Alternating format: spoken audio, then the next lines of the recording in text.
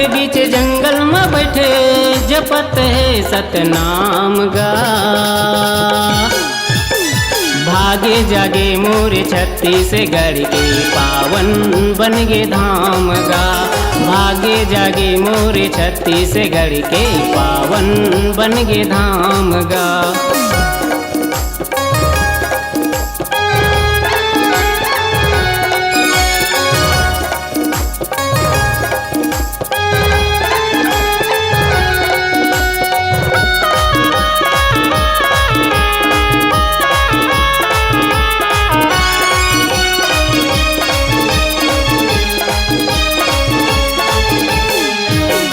यही छत्तीसगढ़ के बीचे मसंगी गिरोधपुरी के गाँव गा।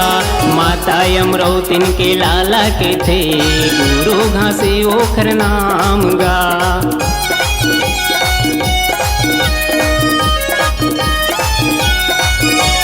यही छत्तीसगढ़ के बीचे मसंगी गिरोधपुरी के गाँव गा।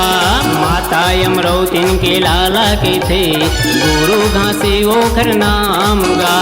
बाबा तोर चरण के हम मैं दासी, बाबा तोर चरण के हम मैं दासी। सुन ले बे मोर पुकार, बाबा सुन ले बे मोर पुकार। बीच जंगल में बैठे बीच जंगल में बैठे जपत है सतनाम गा।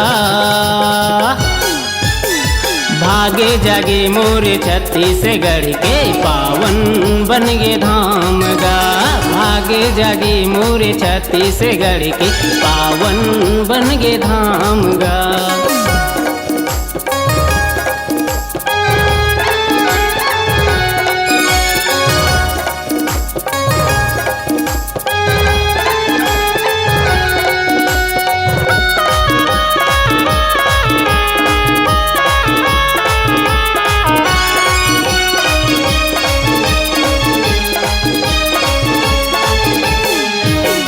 गोरा बदन तोरे कोमल है तनगा, मांगो के पाए दुलार। भटकाते मन खीरा रास्ता बताए, सबके करे ते प्रचार।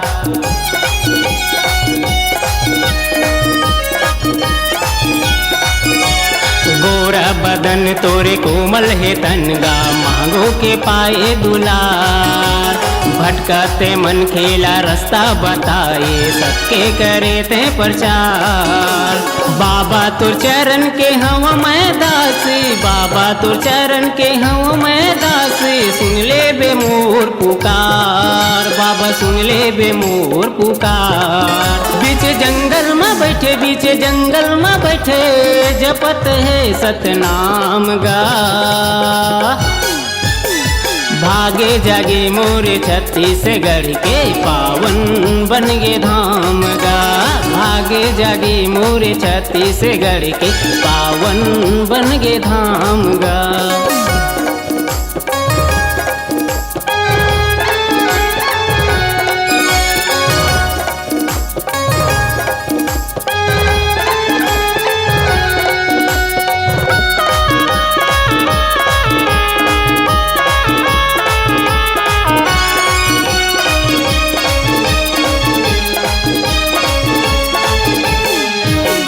पावन होगे मुरमर पाए गाँव गा, चरण परे गुरु तोर। गावत हूँ तोरे महिमा ला बाबा, भागे जगा दे मोर।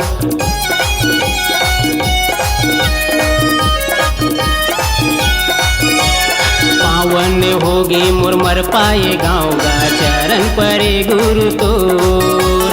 गावत हूँ तोरे महिमा ला बाबा, भागे जगा दे मोर। बाबा तोर चरण के हम मैं दासी, गुरु तोर चरण के हम मैं दासी। सुन ले बे मोर पुकार, बाबा सुन ले बे मोर पुकार। बीच जंगल में बैठे बीच जंगल में बैठे जपत है सतनाम गा। भागे जागे मोरे छत्तीसगढ़ के पावन बन गे धाम गा। भागे जागे मोरे छत्तीसगढ़ के पावन बन गे धाम गा। भागे भागे जागे मोरे छत्तीसगढ़ के पावन बन गे धाम गा। भागे जागे मोरे छत्तीसगढ़ के पावन बन गे धाम गा। भागे जागे मोरे छत्तीसगढ़ के पावन बन गे धाम गा। पावन बन गे धाम गा।